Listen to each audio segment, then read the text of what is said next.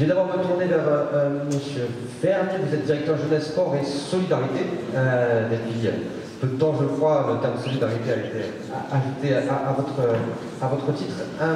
Bon, Monsieur Lieberman vous a dit un certain nombre de choses ce matin sur les grands axes de la politique du Conseil régional en matière de sport. Est-ce qu'on peut peut-être en rentrer dans un certain nombre de détails, et notamment les partenariats, je crois, que vous avez commencé à monter avec les ligues régionales sportives, et notamment tout ce qui touche à la prévention, au traitement et à la formation. Oui, merci. Donc, effectivement, la politique sport-santé de la région, en fait, c'est plusieurs choses. Donc, nous concernant, c'est d'abord un premier axe sur les activités déclinées dans le partenariat avec les ligues sportives. Pour ceux qui ne connaissent pas trop bien l'organisation du sport en France, donc nous avons des fédérations qui sont déclinées sur les territoires par des ligues régionales. Donc voilà, la région conventionne avec ces ligues. On a un autre axe qui est l'axe de la formation professionnelle, puisque la formation est une compétence de la région, donc forcément dans le domaine du sport santé, ça me paraît extrêmement important. Un troisième axe qui est la pratique handisport, donc la pratique pour les personnes en situation de handicap, que je donnerai aussi quelques exemples d'illustrations qui sont menées.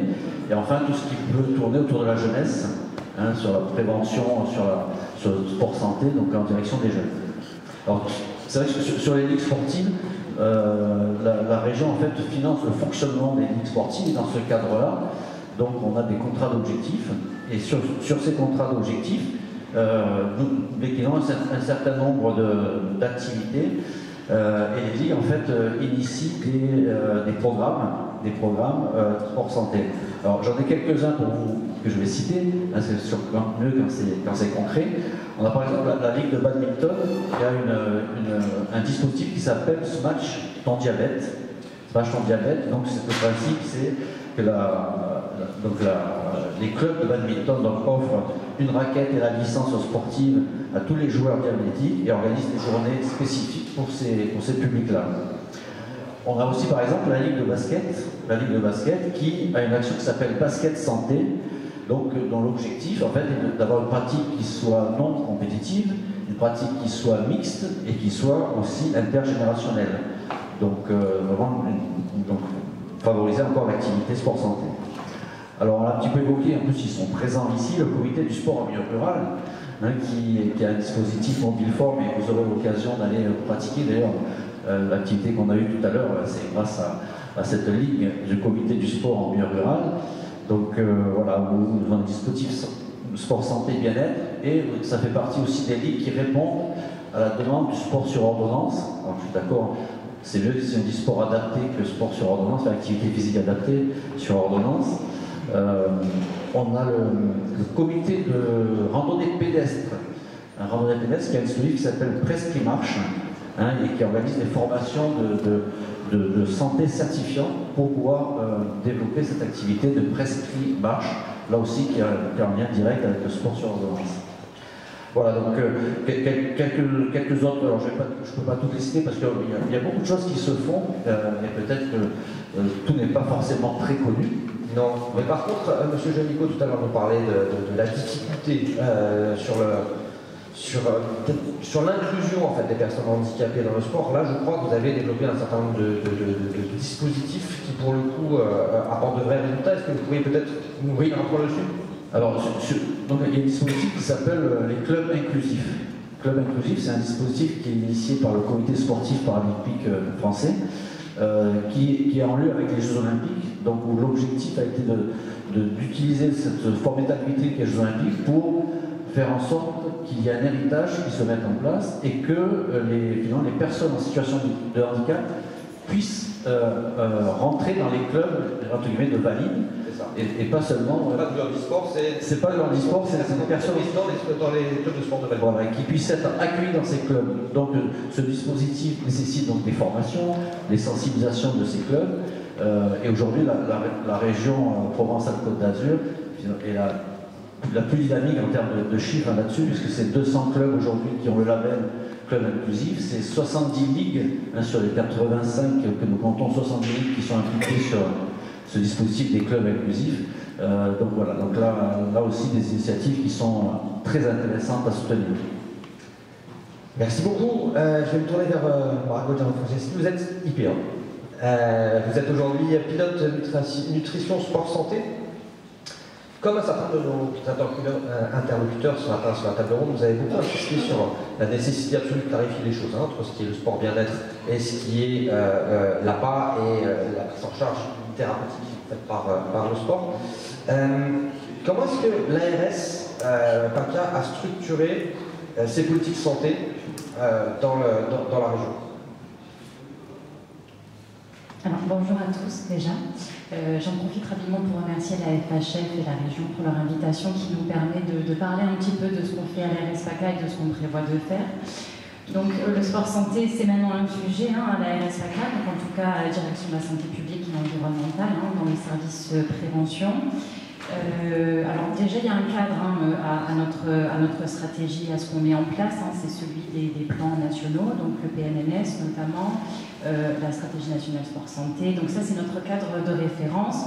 Et sur la base de ce qui se passe aussi, des diagnostics qu'on fait dans la région, on s'organise et on a notre propre stratégie de santé publique au niveau régional. Donc, vous l'avez dit, il y a deux sujets, il y a la thérapeutique et le sport santé bien-être. Donc, ça a déjà été bien expliqué, je pense qu'on est tous d'accord, ça c'est déjà un bon signe. Vous pouvez en mettre une couche, Alors, donc, nous, on travaille sur les deux à l'ARS PACA, évidemment. Donc, le premier sujet, c'est celui de la thérapeutique. Donc, on est plutôt sur de la prévention, ce qu'on appelle secondaire et tertiaire. Ça fait partie des prises en charge du patient, ça fait partie du parcours de soins et du parcours de santé. Donc on soutient, on fait des programmes thérapeutique sur le FIR. Donc on le fait à la hauteur de nos moyens, mais on le fait dans les hôpitaux, dans l'ambulatoire. Voilà, ça c'est quelque chose qui est soutenu en attendant peut-être du complément, mais on le fait. Et le deuxième axe qui est quand même assez prioritaire pour nous, c'est le sujet de la prévention primaire. Et c'est un sujet parce qu'on se l'est tous dit, les chiffres sur la sédentarité, l'obésité, le manque d'activité physique sont assez alarmants. Donc l'idée c'est de travailler aussi non seulement pour accompagner les personnes qui sont malades pour avoir une activité physique adaptée, mais c'est aussi d'accompagner les personnes qui ne le sont pas encore, pour qu'elles ne soient pas malades et qu'elles retournent ou qu'elles débutent une activité physique et sportive, avec ce que ça comporte, des programmes passerelles, du sport santé bien-être et peut-être de la pérennisation d'une activité sportive, pourquoi pas, chacun faisant un petit peu, on l'a vu, ce qui lui plaît aussi, et tout ça c'est pour des fins de santé, à des fins de santé.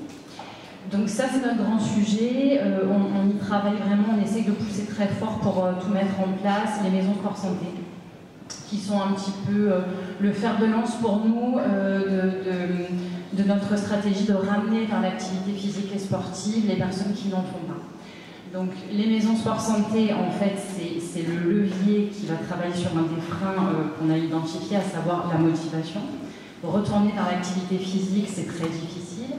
Alors, il y a plein de recommandations. Faire 30 minutes d'APS par jour, marcher pour aller au travail plutôt que de prendre le métro, mais ça ne suffit pas. On l'a vu aussi pendant la vaccination Covid. La recommandation scientifique, elle ne suffit pas pour ramener les gens. En fait, il faut autre chose. Il faut de l'accompagnement, il faut de l'enjeu motivationnel, et ça, c'est le travail des maisons sport santé. Donc nous, on veut les accompagner, on les accompagne déjà pour faire leur travail. Et leur travail, c'est quoi? C'est accueillir les gens, les personnes qui souffrent d'une pathologie chronique, mais les autres, les personnes âgées, les jeunes aussi. Les jeunes, c'est une cible prioritaire. Je crois que c'est le docteur Grenier qui avait donné les chiffres de l'obésité infantile. Tout à fait. On les a bien en tête. Donc c'est accueillir toutes ces personnes, faire des bilans de forme, les orienter vers la pratique qui leur correspond. Mais c'est pas que ça, les maisons sport santé. Les maisons sport santé, c'est aussi accompagner l'émergence d'une offre sur le territoire, parce que les maisons sport santé, elles ne feront pas l'activité physique et sportive pour tous. Les besoins sont colossaux. Donc elles vont le faire avec les partenaires sportifs, avec les collectivités, avec aussi les professionnels de santé, évidemment, parce qu'il y a des liens entre APA thérapeutique et APS, tout n'est pas... Alors, c'est pas si cloisonné que ça. Il n'y a pas de grande cloison non plus, parce qu'on peut faire de la thérapeutique et puis après aller vers des programmes passerelles et reprendre une activité pérenne. Il y a des patients qui le peuvent. Donc, un peu dans la même continuité que celle d'un parcours de soins, encore une fois. Et elles doivent aussi être un peu à la tête de réseaux sport santé sur leur territoire, faire le lien avec donc, les hôpitaux, les CPTS, les partenaires sportifs, les fédérations, les collectivités, les CLS, enfin, les autres acteurs de la prévention aussi. Il y a aussi le lien avec les addictions. Donc voilà, ça c'est leur travail. Et en fait, il faut qu'elles soient connues du grand public pour que le public vienne pousser la porte des maisons sport santé et vienne trouver cet accompagnement vers l'activité physique et sportive. Quand je vous entends, ça fait d'ailleurs écho à ce qui s'est dit ce matin. Une des notions phares en sport santé, c'est celle de la coordination. Est-ce que vous-même, vous êtes articulé avec un certain nombre de collectivités locales ou d'autres politiques publiques pour pouvoir créer de réelles synergies en la matière? Alors, c'est tout l'enjeu de ce qu'on met en place. Effectivement, donc déjà au niveau institutionnel, on a des partenariats. On commence à travailler avec la région, on travaille avec le CROSS, avec la DRAGES aussi, qui est un peu notre partenaire naturel, si j'ose dire les choses comme ça, sur le sujet du sport santé. Mais à l'échelon, on va dire, plus local, il y a ce fort enjeu, les maisons sport santé, je reviens vers elles ne travaillent pas seules, elles travaillent forcément en lien avec les collectivités, et ça se voit sur le déploiement de tous les dispositifs. À la RSPACA, par exemple, on déploie ce qu'on appelle notre dispositif 360. C'est un dispositif de lutte contre l'obésité infantile, qui cible les enfants les plus jeunes, et en fait qui vise à mobiliser les collectivités pour appuyer la coordination de tous les acteurs du territoire, pour travailler sur tous les déterminants de la santé en même temps. Donc ça veut dire que ce n'est pas forcément juste des professionnels de santé qui vont prescrire de l'APA ou des professionnels sportifs ou du sport santé qui vont mettre en place des programmes de sport. C'est aussi des collectivités qui vont travailler sur l'urbanisme favorable à la santé, des partenaires sur les enjeux alimentaires qui vont travailler sur l'accès à des produits locaux de meilleure qualité, ce genre de choses. Merci beaucoup.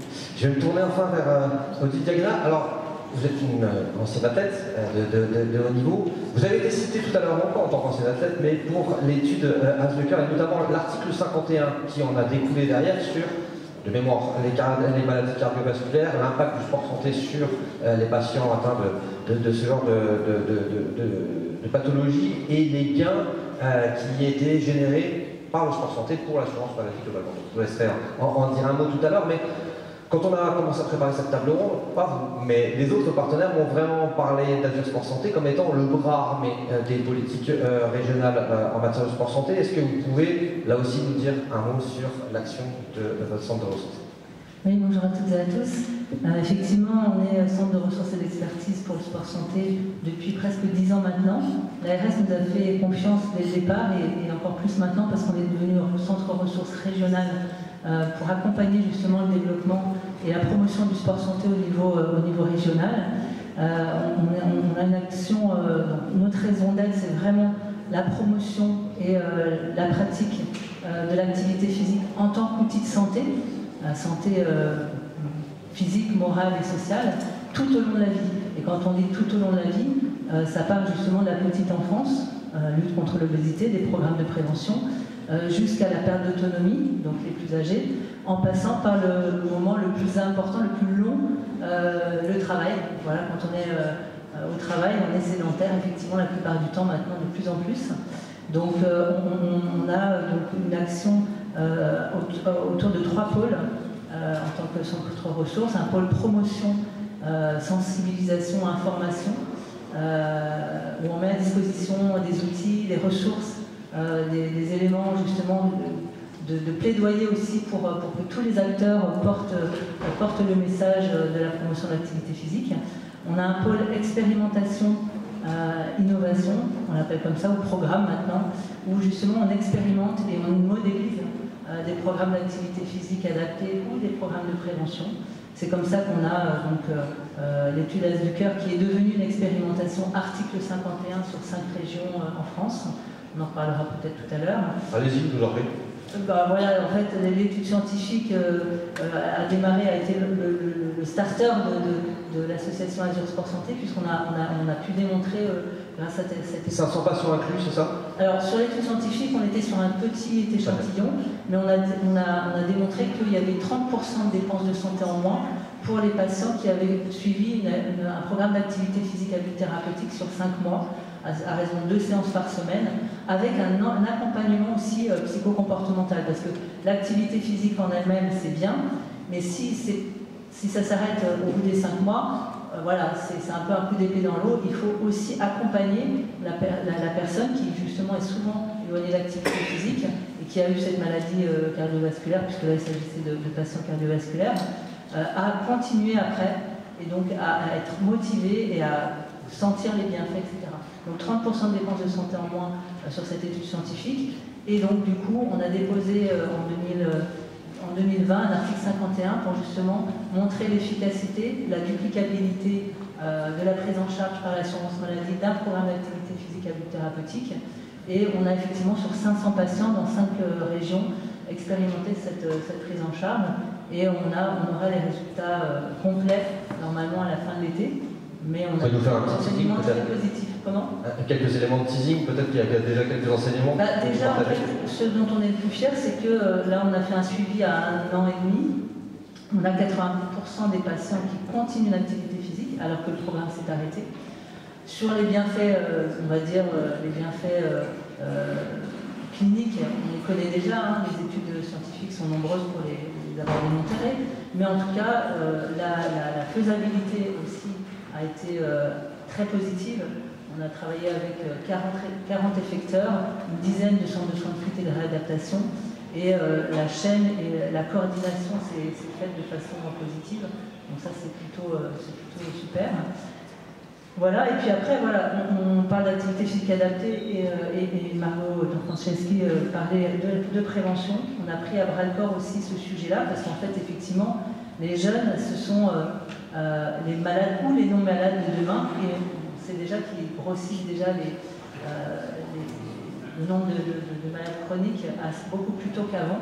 Donc il faut qu'on agisse vraiment dans cette direction.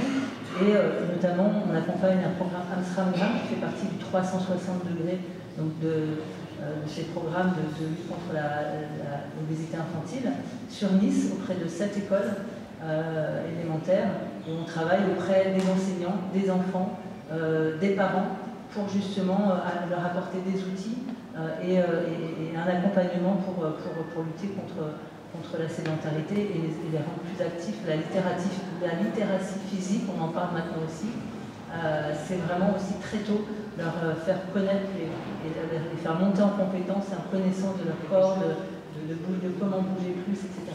Donc la prévention au niveau des plus jeunes, au niveau, donc avec des outils comme la boîte à outils Je bouge plus à l'école, la prévention au niveau des personnes qui sont au travail, avec Je bouge plus au travail, on accompagne des établissements de soins.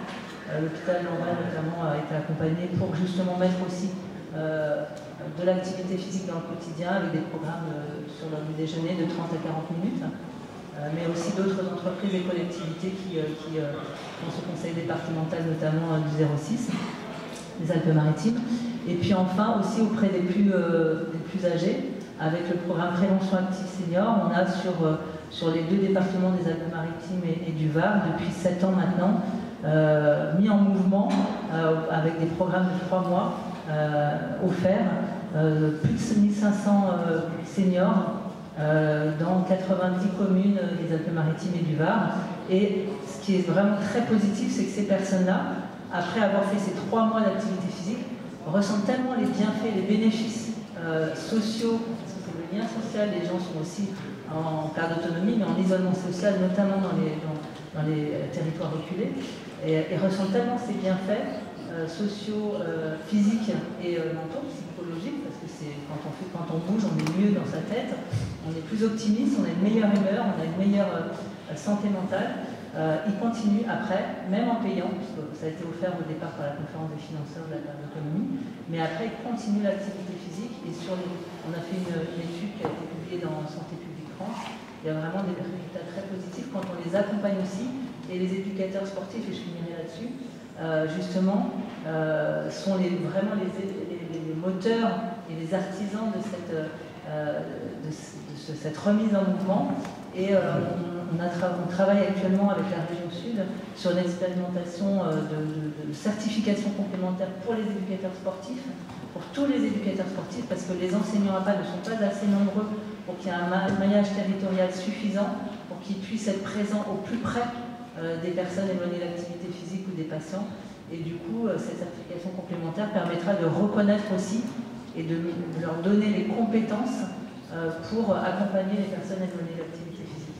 Et juste un dernier mot, parce que je suis très bavarde. Oui, en plus, je vous pose une question. Mais justement aussi, notre rôle auprès de l'ARS, c'est d'accompagner les maisons sport santé, notamment sur un dispositif qui s'appelle Les Jeux me bougent, et qui va justement permettre dans toute la région, je crois qu'il y a 88 animations et événements, une centaine maintenant d'événements qui vont se dérouler entre la mi-avril, donc c'était la semaine dernière le lancement avec la journée régionale pour une France en forme, jusqu'à fin septembre, pour faire découvrir l'émission des maisons sport santé, leur permettre aux personnes de faire des bilans de forme, des animations et des découvertes d'activités physiques, avec justement le réseau des clubs sportifs, avec les collectivités et tous les acteurs du sport santé. Je vais laisser la parole à la salle. Mais quand même, avant, une petite question. Donc une petite réponse. Mais quand je vous entends parler, votre nom, votre parcours, vos expériences, j'avais aucun doute sur votre compétence en matière de sport. Mais en fait, vous parlez comme un professionnel de santé aujourd'hui. Vraiment. Donc qu'est-ce qui vous a comment vous êtes en santé? C'est vrai qu'avant d'être athlète de haut niveau, je voulais faire médecine. Hein, donc on y revient à un moment donné. Et c'est vrai que, comme le disait tout à l'heure voilà, mes prédécesseurs, on n'est pas une nation sportive dans l'âme. On a des sportifs de très haut niveau, c'est vrai, mais on n'a pas à l'école cette culture qui permet justement, et dans les études supérieures, de combiner les deux. Donc malheureusement, j'ai pas pu faire médecine, j'ai fait une école de commerce pour pouvoir après travailler dans le monde du sport et promouvoir le sport. Donc voilà. Et ma motivation, c'était de donner un sens aussi. Moi, j'ai fait effectivement du sport de haut niveau, les Jeux Olympiques, il y a très très longtemps, mais ça commence à être loin. Et ce qui m'anime maintenant, c'est vraiment aussi d'apporter toutes les connaissances et les bienfaits de l'activité physique et sportive auprès du plus grand nombre. Et Virginie le disait tout à l'heure, c'est une vraie passion pour nous. C'est une vraie vocation de partager et d'en faire bénéficier le plus grand nombre. Merci beaucoup. La parole à la salle pour des questions, commentaires, remarques diverses, mais concises. Madame.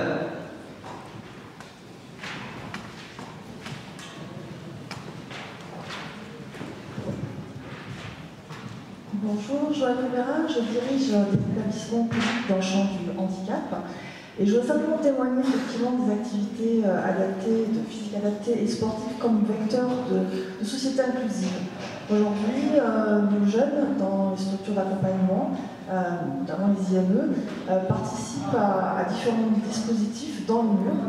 Et le sport, et notamment des programmes en lien avec les USEP, en école élémentaire, avec l'ANSS au niveau des collèges, ça permet aussi de faire des ponts et de permettre, dans le cadre du sport partagé, à des binômes de jeunes lycées collégiens, en l'occurrence de Paris-Fontaine, avec des jeunes de l'IME Saint-Antoine, d'avoir été sélectionnés au niveau national, donc d'aller aussi représenter notre département, notre région, en Bretagne, sur des activités, là c'était du cross, et d'avoir un programme d'échange et de présence régulière tout au long de l'année au sein des collèges et de permettre effectivement ces passerelles entre le monde spécialisé et le monde ordinaire, et que le sport, l'activité physique, permet aussi à nos professionnels de venir les soutenir. On parlait tout à l'heure de l'image, l'enseignant qui s'engage dans ces programmes-là, l'éducateur sportif des IME qui s'engage dans ces programmes-là ne sont pas forcément facilités par nos organisations. Et là, il y a besoin effectivement de venir les soutenir d'un point de vue logistique, d'un point de vue pratique, et d'un point de vue aussi de reconnaissance. Et donc notre équipe, par exemple, a fini 21e au niveau national et a fait tout un programme sur l'année et un beau voyage aussi, et une belle reconnaissance en termes d'estime et de rencontres des jeunes. Donc miser aussi sur cette génération et de soutenir l'USEP et les UNSS sur le territoire PACA. Merci beaucoup. Effectivement, c'est très important ce que vous nous dites. On est sur un moment de basculement on voit qu'il y a des initiatives qui se mettent en place, des politiques publiques qui se structurent, mais qui sont encore en mode presque artisanal et bricolage, et que d'une manière ou d'une autre, il va falloir qu'on structure tout ça pour que les expérimentations ou les initiatives de terrain puissent être valorisées et financées à leur juste niveau. Quelqu'un veut réagir là-dessus, M. Bern, peut-être? Oui, je vais réagir. Merci de cette intervention parce que c'est important là, de pouvoir trouver en fait, cette approche aussi dans le monde de l'éducation. Mais Irina parlait tout à l'heure aussi des éducateurs sportifs, comme vous-même vous l'avez évoqué à l'instant. C'est vraiment un maillon indispensable dans cette chaîne du sport santé. Pourquoi? Parce que l'éducateur sportif, c'est la personne qui va essayer de voir avec le patient, si c'est un patient ou même en matière de prévention, de trouver l'activité qui convienne le mieux à la personne. Parce que le sport santé, ça ne marche que s'il y a du plaisir. S'il n'y a pas de plaisir, si c'est une contrainte, ben, les gens ne continuent pas. Hein, comme tout à l'heure, ben, une fois que c'est terminé, on s'arrête. Donc la recherche de plaisir, elle se fait par un échange. Il faut que nos éducateurs soient déjà formés à ça et puissent avoir cette première approche avec les gens qui viennent et qui ont envie de pratiquer mais qui ne savent pas trop quelle activité faire. Vous disiez tout à l'heure que quand le médecin fait une prescription, si c'est le médecin qui prescrit une activité, sans avoir un échange suffisamment long avec la personne, il va lui dire allez faire de la natation, ça va vous faire du bien à votre dos, etc. Sauf que si on a une personne en face qui n'est pas à l'aise avec son corps et qui n'a pas envie de se mettre en maillot de bain, c'est peut-être pas forcément l'activité qui va lui convenir le mieux. Donc voilà, donc il y a toute cette recherche et encore une fois l'éducateur est vraiment un maillon indispensable dans la démarche. Merci M. Verne. Je vais prendre une dernière question, la dernière question de la matinée. Monsieur.